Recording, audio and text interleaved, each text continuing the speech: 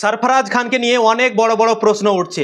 সরফরাজ খান কি এমন দোষ করেছিল কি টিম ইন্ডিয়া তাকে দল থেকে বাদ দিয়ে দিল?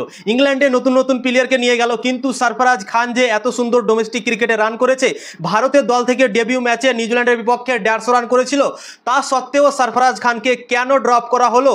বর্ডার গাভাস্কার ট্রফিতে ভারতীয় দল সরফরাজ খানকে অস্ট্রেলিয়াতে নিয়ে গেছিল। অস্ট্রেলিয়াতে 5টা ম্যাচ খেলেছে ভারত, একটাতেও সরফরাজ খানকে সুযোগ দেয়নি, এবং তা সত্ত্বেও ম্যাচ না খেলেই তাকে কেন ড্রপ করা হলো?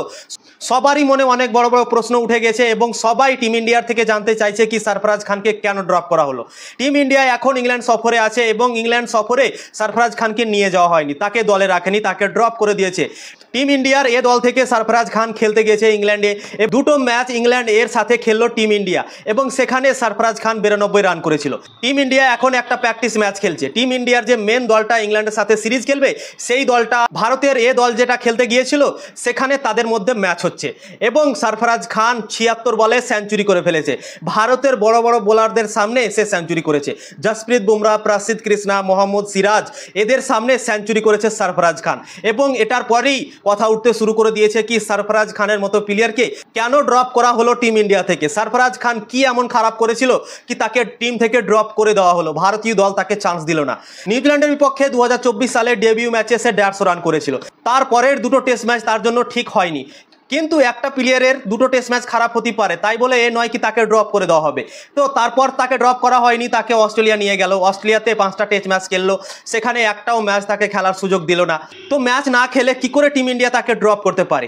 এবং ইংল্যান্ড সফরে দল ঘোষণা করলো বিরাট কোহলি, রবিচন্দ্রন অশ্বিন, রোহিত শর্মা, 3টে বড় বড় প্লেয়ার অবসর নিয়ে ফেলেছে, এবং তা সত্ত্বেও সরফরাজ খানের মতো প্লেয়ারের জায়গা হলো না ভারতীয় দলে। তো এটার জন্যই অনেক বড় বড় প্রশ্ন শুরু হয়ে গেছে।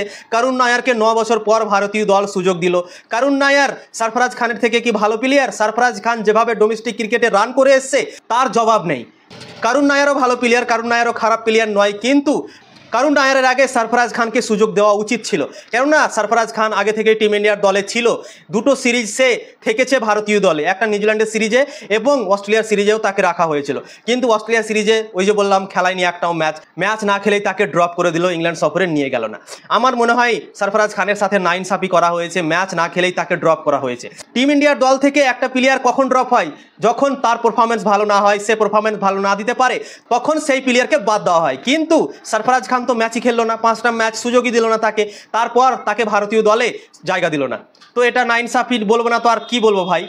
তো টিম ইন্ডিয়া নতুন নতুন প্লেয়ারকে ইংল্যান্ডে নিয়ে গেল। সাই সুদর্শন আইপিএলে ভালো খেললো, আইপিএলে ভালো খেলার জন্য তাকে সুযোগ দিয়ে দিল টিম ইন্ডিয়ার দলে, কিন্তু সরফরাজ খান যে টেস্ট ক্রিকেটে লাগাতার রান করে আসছে, তা সত্ত্বেও তাকে সুযোগ দিল না। সাই সুদর্শন মানছি ভালো প্লেয়ার, আইপিএলে অনেক রান করেছে।